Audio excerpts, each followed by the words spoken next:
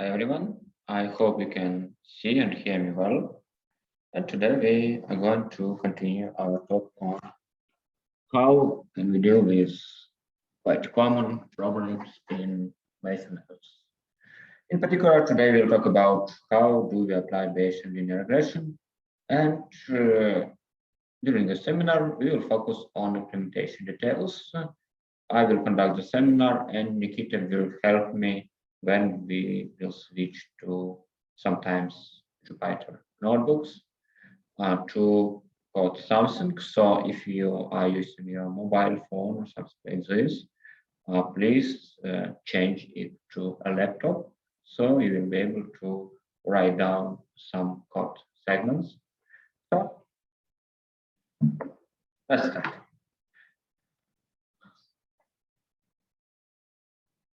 So let's reconsider the regression model we are now dealing with. We consider the following data set with xn from early. Here it is. The vector of parameters related to this linear regression and output. And you can see that we have a sample of data D related to the pairs of input and output.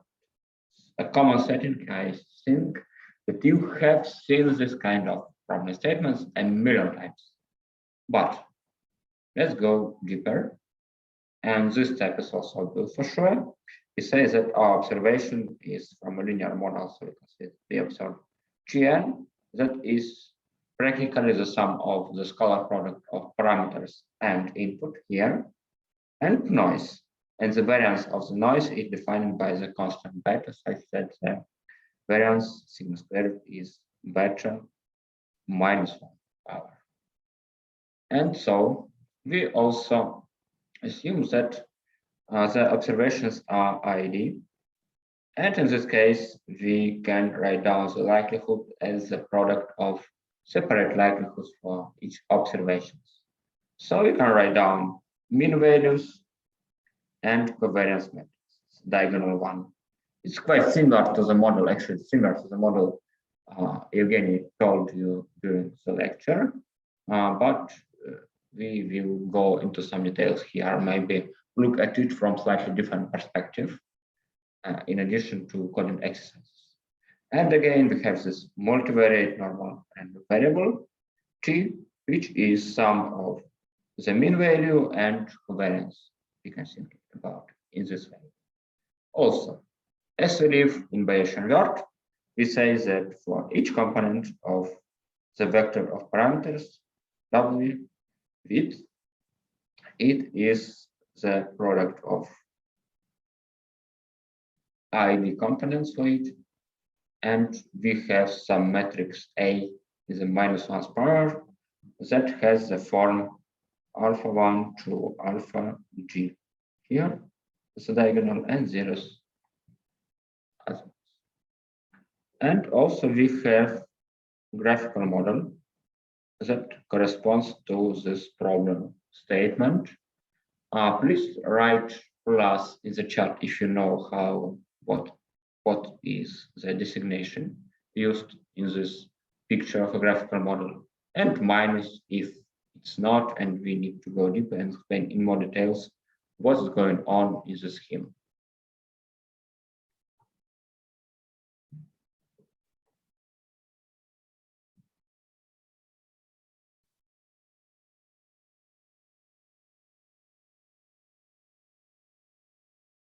Okay.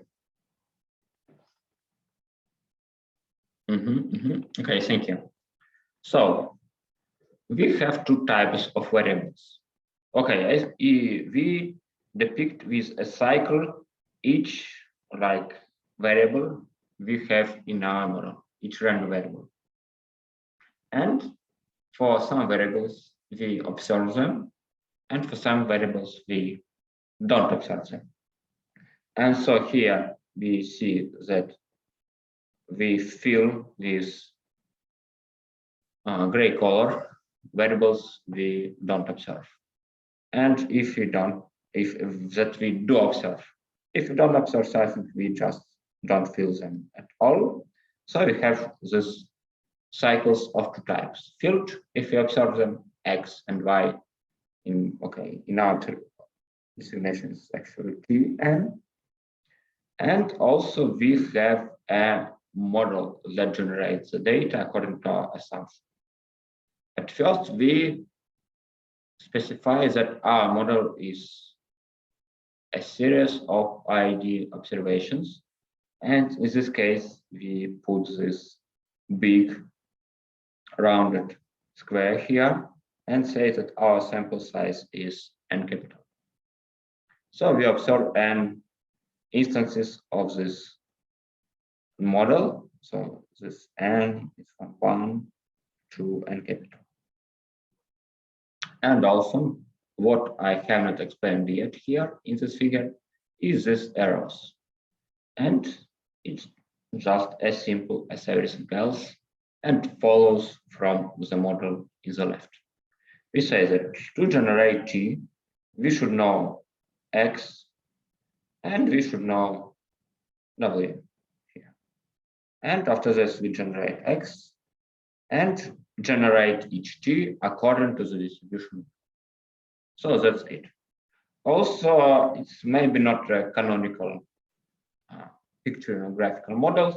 Sometimes we can see that we don't have X in this way. Rather, we say, okay, as X is not a random variable, let's just plot it as a dot instead of a cycle and say that we have this dot. And to generate T, a random variable, we use random variable W and non-random variable X. Also, you can see that we did not use already everything else we write in the left. And sometimes, if you want to be 100% precise, we can say, let's add this variable too. And so we should add here alpha, because we miss it. And we also need to add here beta, as it is a random variable, or not a variable that affects our probabilistic model in general. And by composing all those elements into one big element, we can say that now we have this fully defined graphical model. Here we have kind of correspondence between what we have in the left and the right, and maybe for some people that are more interested in visual representation of modeling, it would be easier to grasp on both of them on. I personally don't think that's very useful notation, but in case of more complex model, it can be more interesting representation. And also what I want to add here is that it also depicts an important relation between random variables. And if we imagine more complex models and errors between different parts of this model's different variables, it may be easier to understand that we have, for example, Markovian structure here, and okay, to get the next Y, we generate previous one and then add some noise, and it can be easier depicted via this kind of notation instead of writing down all these formulas. So that's it. That's our model, and that is the right the graphical representation.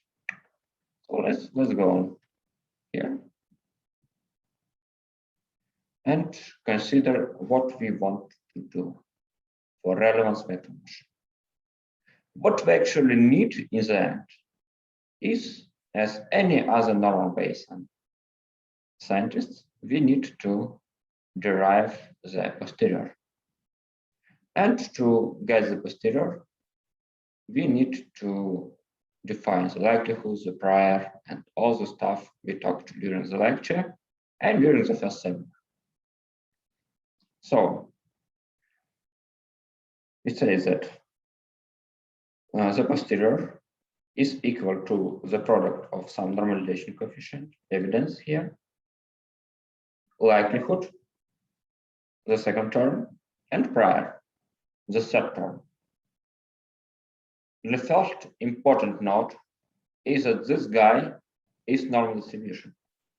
Why we can see it?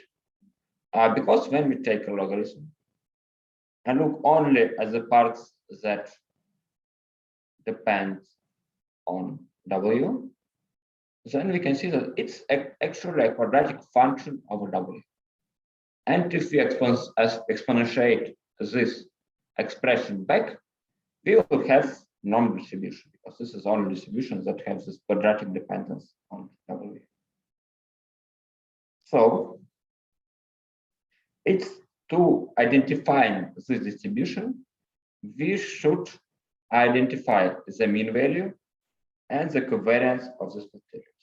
If you know these two guys, then we will completely define the posterior distribution, because normal and normal distribution is completely identified by expectation and covariance.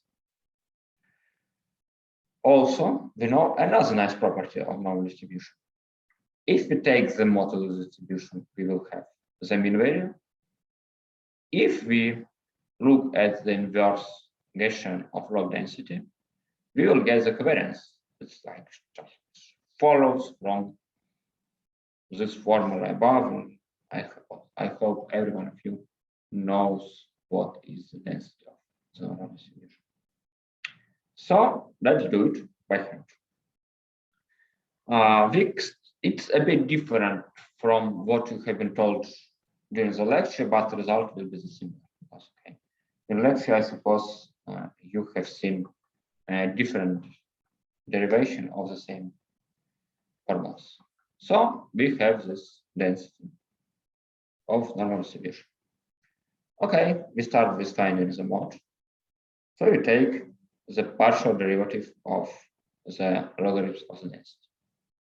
Okay, for logarithms, we have only this guy that depends on y.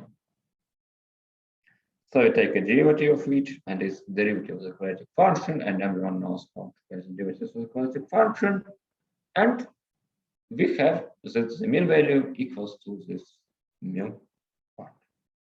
Okay, pretty obvious, pretty straightforward. Also, we have the same derivation for the Gaussian. We take the second derivative of this guy and have, so, okay, we take a derivative of the linear function. And what we get? We have this term that goes before the linear function, before our variables y. So we see that the minus inverse Gaussian equals to the covariance matrix of the normal distribution. So even if you don't know the normalization constant, we can derive it using the equation inside this exponential part. We should only know this quadratic part of the expression related to the normal distribution. So it's a good news. And we can try to repeat this, not for a generic normal distribution, but for the posterior we seek. You say, our W is here in our posterior distribution. And we have two terms in the logarithms of the density that are related to W. This guy and this guy. This guy is from likelihood, and another one comes from prior. And so we follow the derivation from the previous slide. And so now we take the first derivative of this density. Okay, pretty easy to do. And finally have this mod formula for the mod of this posterior distribution, which we call mu W. And it has a following form. Okay, you can easily repeat this thing. It's just a simple thing to get from linear algebra. For the covariance, we take the second derivative of this guy. And we have it like this. So now we have expression for the mean value and for the covariance for the posterior distribution. And it means that we completely defined the normal distribution that's related to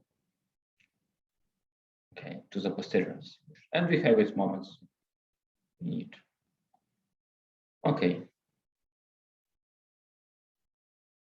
Then, okay, any question at this point?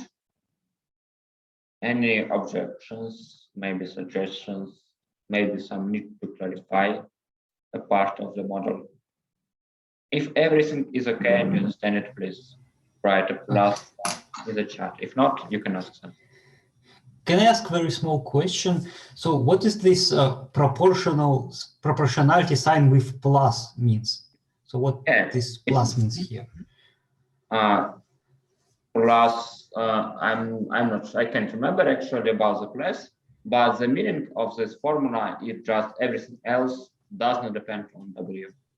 Everything else, okay, is just, maybe it means that, okay, maybe you can define proportional minus and say, okay, we remove the minus here and put it like this. And in this case, we write it with a minus sign. I think it is, but okay, thank you. Like this. Thank you.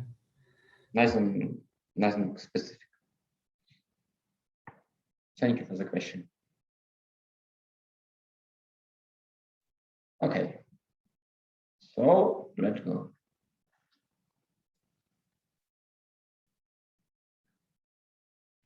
Now we'll try to do the same thing, but for data that come into chunks. The first chunk and the second chunk. So you can say, okay, the first portion of the data, the second portion of the data, and we still need to have access to the posterior distribution. And we can think about something more effective if we already observed the posterior calculated after the first data chunk is here. And we now fall into the case of sequential data processing. And the idea is to provide something effective about it. And so we say, we have this posterior. Okay, actually, we have this posterior. And we can, as our data is ID, decompose it to two parts. We have this prior part, similar, and we say that the likelihood is actually the product of two likelihoods. The first likelihood is related to the first part of the data. The second likelihood is related to the second part of the data. So we split it to two parts. And now we unite these two things in a joint new prior. So now we have this kind of old posterior and new prior for our problem, and likelihood for the second chunk of the data. And let's see what we have as our update rules and for the formulas for the calculation of the exact moments for our posterior distribution. We say that we have this part, and this part is actually related to this new likelihood, and this guy is actually related to our posterior, and we defined mu w during the derivation as the previous slide, as you can remember. Actually, it is here. After observing what is these ones here. So we can easily plug in everything we need to get the posterior, but in a different form that separates the first chunk of the data and the second chunk. So we can try to go on and derive the formula of the sequential update of the posterior. From here, we repeat the step we did for one chunk observed. That we get it like this.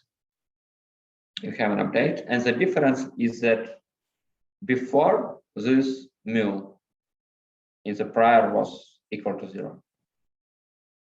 If we go back and look at this, as this prior. So here we have had 0 as the prior. Now we have this updated prior, updated after observation of additional data chunk. And now mu w is different from 0. So we have this additional term here.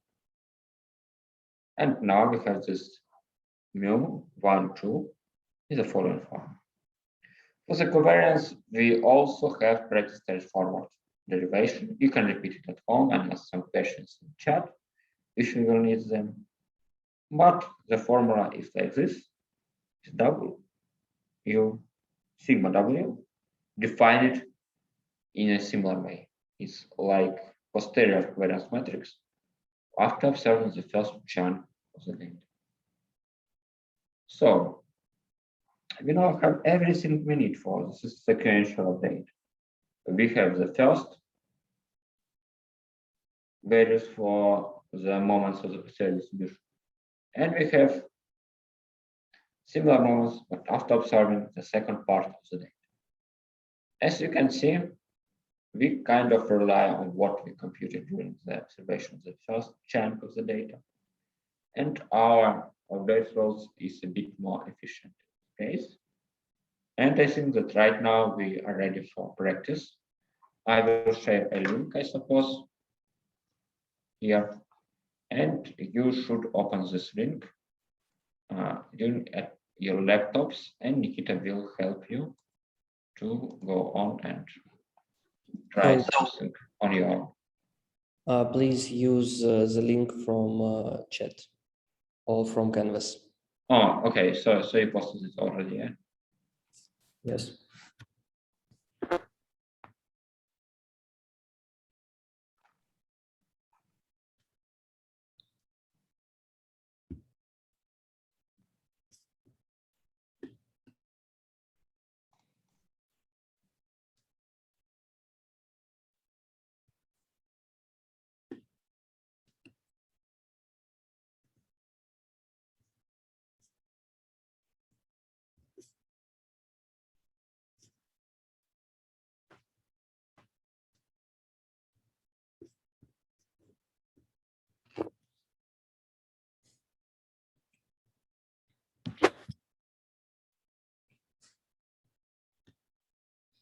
So our to start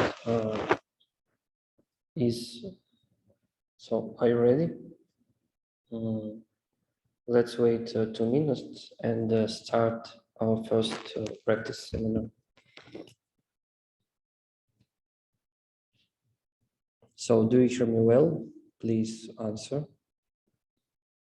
Yes. Okay.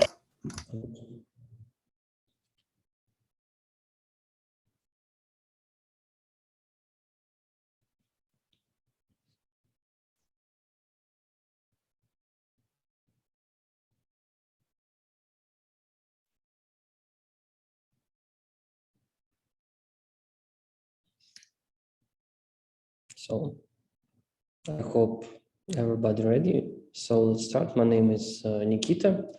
And now we're going to implement sequential updating of weights for Bayesian linear regression. So we consider the following model. And to update weights, we use the following equations. These equations completely repeat the formulas from the presentation, so you are already familiar with them.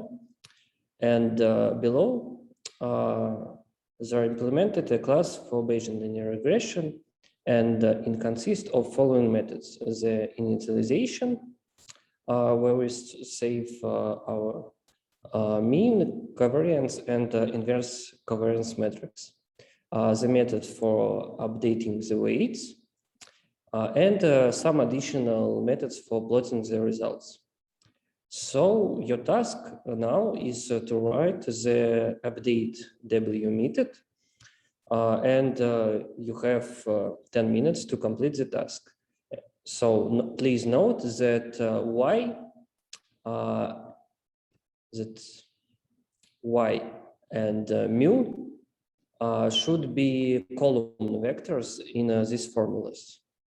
So you have 10 minutes, and if you have any questions, do not hesitate to ask me. We will discuss it. So we check our solutions in 45 minutes.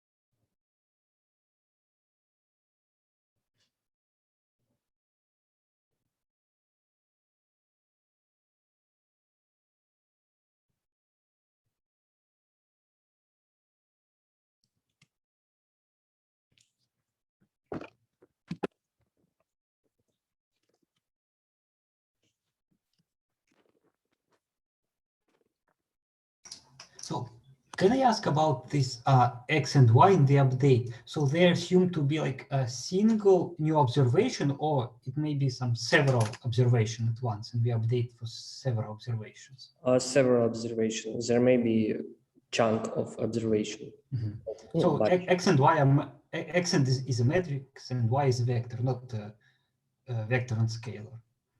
Yes. Mm-hmm. You can find the example below. Here we just create a toy dataset, and you can show the dimensions there. Okay. But we assume that X is a matrix with observations and features, and Y is a vector of targets. Mm-hmm. Thank you.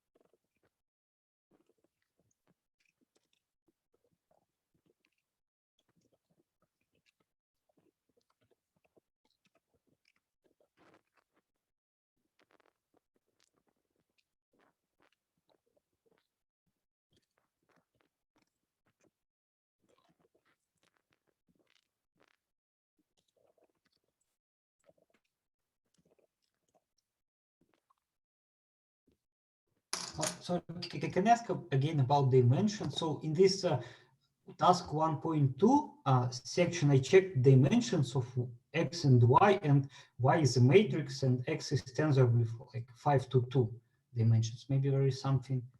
X is already 5 to 2 because we will use 5 chunks to update. So when we fit our model, we just use 2 multiply 2 part. So 2 observations, each 2 feature dimension. So that's why X is 5 to 2, because there are 5 chunks, each consists of 2 observations, and each observation contains 2 features. But when we forward X here, we just use 1 chunk with observations Yes. So the first index is for chunks, and the second index is for observations in the chunk. Here, yes, but here, no, here is first observations. First dimension is for observation, and second for feature. Here is already one chunk. Yeah, yes, we will have one chunk in the update, and okay, understood. Okay. Okay.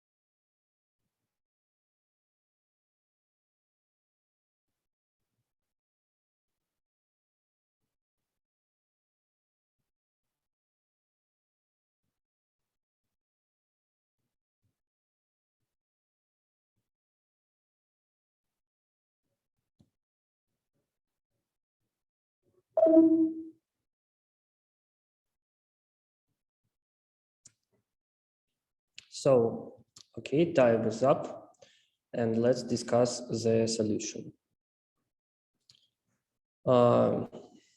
So we just replicate the formulas, and we see that inverse correlation, like it must be, the beta transposed x, and our current inverse covariation matrix. So then we just inverse it with NumPy. And for updating mu, we do not forget to make our vectors as columns. So there's a stable solution, and let's check it out. So we create a toy dataset with one feature, and we also add a unit column for the intercept. So now we initialize our model with some small inverse correlation matrix and unit beta. And let's see how it works. We split our data in 5 chunks, and we will update with adding 2 points. So in the left column, we see a sampling of regression lines, which corresponding to the sampled weights. And the right column shows the color map corresponding to the density of a weight distribution. We see that with the additional points, the model becomes more confident. So let's try another random seed. Maybe this will be more interesting. Yeah. We see that model becomes more confident, and the spread of weights and regression lines becomes tighter. So here we see that the density is tighter, and also with regression lines. So, and now consider more complex example. We also have one feature, but now we consider not a linear model, but polynomial of degree 4. So we just square it and make additional powers. And now we initialize the inverse matrix A as unit, and we will use larger beta, because here we can assume that our data is less noisy. And let's try what we have. Okay, we update our weights, adding the points on the right, from left to the right. We can see that on the left, we have more confident predictions, and the confidence on the right becomes stronger with additional of points. At the same time, due to Bayesian approach, in the end, we do not forget the information about the points on the left, despite the fact that we use only new points for updating. So you can think how it works with updating. And now, so we have analyzed how Bayesian regression works in practice. And now Alexei will continue the theoretical part of the seminar. So Alexei, the solution will be available on the canvas after the seminar. I will, okay, now I can share, thank you. And we are ready to continue. And so now we have this almost well, but also we have the second part we are interested in. It's related to evidence optimization. Let's recall that we have not only parameters, but also hyperparameters related to what we have as our prior distribution. The variance of the noise beta and the variance of the prior distribution alpha, or inverse variance, I'm sorry, and related covariance matrices for observations and for our prior. So we should, okay, in an ideal case, provide a way to explain how can we estimate alpha and beta in our model. And to do this, we say, okay, our posterior actually is like this, if we can remember Bayesian formula. And we usually pay attention to the upper part here, but we also have the second part that's related to the evidence, how good is the model in general. Also, we have here the dependence not only on data, but also on alpha and beta. Actually, they're here, here, and here. And actually, we can look at this part and say that we want to maximize the evidence with respect to these hyperparameters. Define the hyperparameters that are more realistic according to the data depth. Take a note that we go from the level when we estimate the parameters to the level when we estimate hyperparameters to make them look better.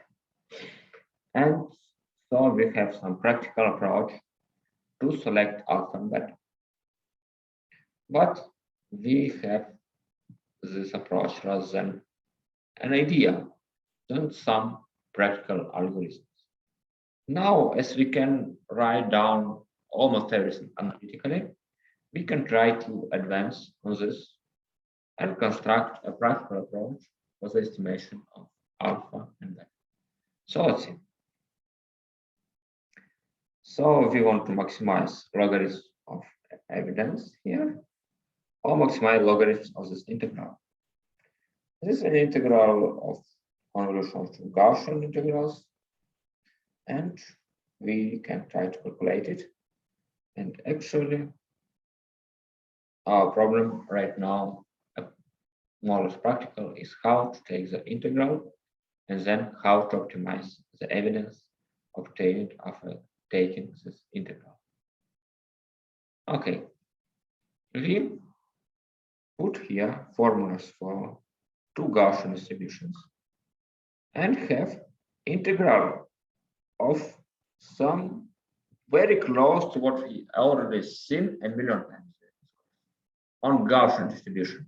And in this case, we can know it because we have exponential of minus of some quadratic function of W. So we can take this integral because we know that if we have this normalization coefficient here, then this integral equals to 1. We don't have this normalization, and we have some terms that are actually not related to this quadratic expression for W. So we should do it, elaborate it a bit, and get the answer. So in the exponent, we have this f of W. We note that when we look back in our presentation, we have the expression for the mode and for the covariance of this distribution if we have some quadratic function. So we know that our f has the following form. Let's provide a bit more details about this step. We can say we write down the Taylor expansion for this function. It's a quadratic function, so this expression is exact. And as we derived the covariance matrix and the mean value, it has the following form. Okay, so if we put this guy inside the integral, we have a normalized Gaussian distribution. And it means that what's left is this normalization constant of the normal distribution. So we rewrite the integral in this way. Note that we lack normalization constant here. We add them to so this integral is equal to 1. And as we have multiplication, we should also divide by this particular expression. And so our evidence has the following analytical form. So we have a function to optimize. And we know this function exactly. And so the next step is quite usual for us. Also note that we need to maximize evidence with respect to alpha and beta, or logarithm of the evidence. And f of w star is following. And we can know that this, for example, as is the extremum point, it's greater or equal to any mu selected from this Euclidean space related to mu. Okay, so we can try to take the derivatives with respect to those guys, alpha and beta, and have an expression for them. Note that this procedure is not exact. We will not have like the exact solution just because it's too complex dependence on beta, because we can see we have this dependence inside the logarithm, and even after taking the derivative, we have some complexities we can solve.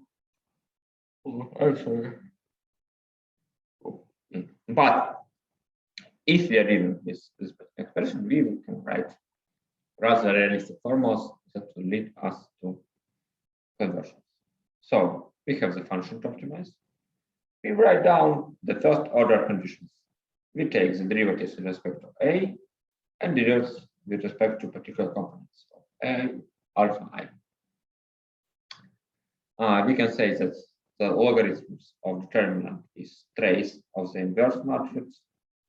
Also, we can apply the same rule here and also apply the rule here, a different rule, much simpler, because it's just sum of mu I squared alpha I suppose, without -1.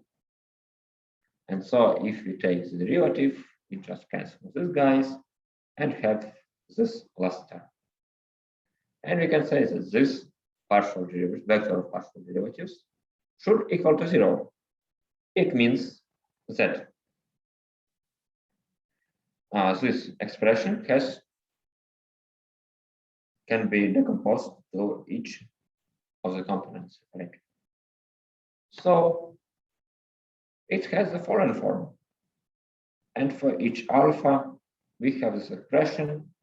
It's a small note I should make here. The sigma capital is kind of not something we actually depends on alpha 2, but it is not a very big problem if we want to have this iterative procedure. You can say, okay, let's just use all values here and here and get new values and then reiterate. And after some number of iterations, we will have what we want. So it is good because they have an analytical expression instead of the symbolic optimization. So we'll just use it. Similar story for beta, actually. We take the partial derivative with respect to beta. It's pretty easy to do, in my opinion. So we will not focus too much on this stuff. Rather, we will see the result and see this. Okay, the result should equal to 0. We have this beta here, beta here, beta here. But these two betas we left inside. This two beta, something outside. And say that for new beta, we will calculate this expression using the values of beta as the previous step, which we designate here, beta. Also, we can try to work a bit on this part to make it simple. We will use what's called Woodbury inversion, I suppose, and we will focus on this term. We can say that if you have two matrix, a matrix and an inverse, then we have it like this. We can decompose it as a sum and say that for the unit matrix, minus this term, we have that it is equal to this. So if we substitute this with what we have here, actually, this guy as u and this guy as v, we will have the expression that looks similar, and we can use it. So finally, we have this formula for new values of betas. And we substitute again this guy with sigma's capital from what we already had.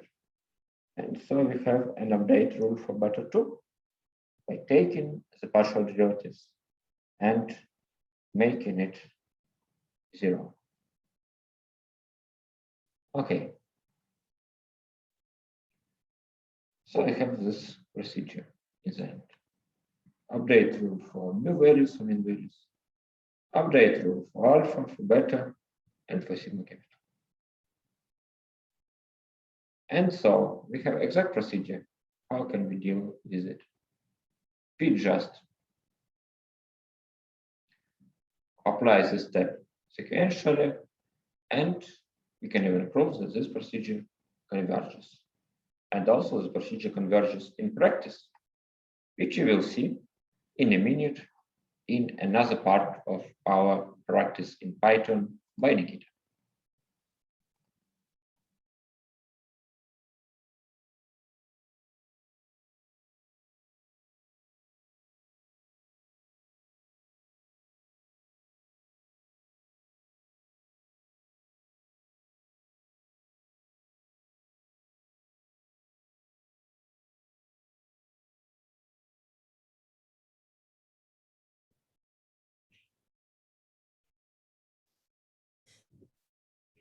So, okay, we start in 1 minute. Please be ready and open the corresponding notebook.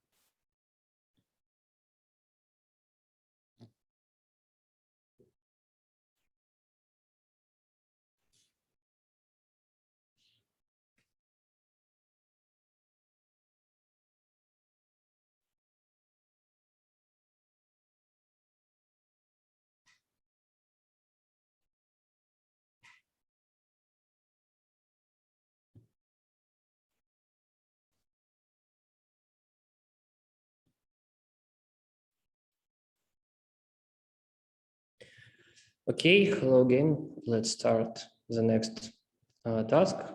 And now we're going to implement the method of relevant vector machine for regression task. And we will use it for feature selection. So again, we have following model, and we have following equations to make parameter updating. They're the same that in presentations, and we again have implemented class, and your task is to write following methods: the update of mu parameter, the update of alpha parameter, and update of beta parameter. So please note that there has already implemented a method for calculating the current sigma value. So here we have the sigma, and here it is already implemented. It just will save you time. And also the mu value, this equation is also implemented here. So data mu. So you can implement it yourself in these methods, or just can use the implementation that is already have. So you again have 10 minutes, and if you have questions, please ask me. So good luck.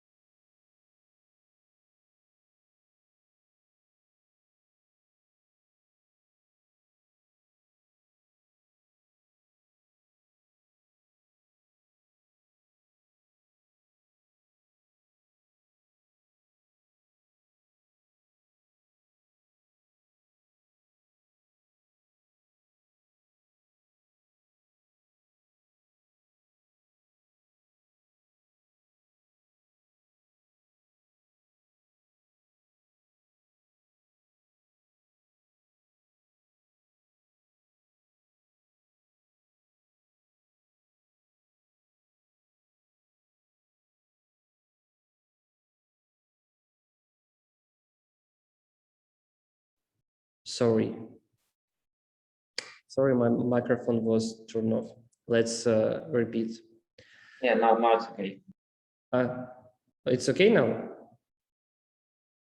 Yes, I can hear you now. Okay. Yes, now it's okay. Let's check our solution. We have mu. To compute mu, we need beta, our current sigma inversed, and the current mu. So here's one row implementation. Also, we can implement the update of alphas.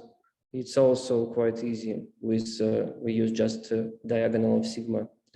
And to compute beta, we need trace and norm. So we also just use diagonal to save our time and NumPy implementation of norm calculation. So it is, I think, quite easy. The solution also will be available after the seminar. So let's check our solution.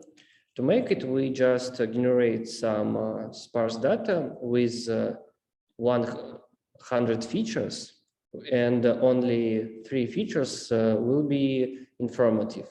So we generate it, and we have that these features are non-zero, and we will try to find it with our relevant vector machine implementation. So we just initialize it and feed it.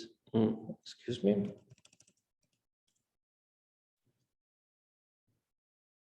Maybe I just change solution and now it is not stable. So I will check it. Or maybe the data is, no, I think this data is all right. I will check my solution for stability. Okay, we fit in our model and let's check what features are informative.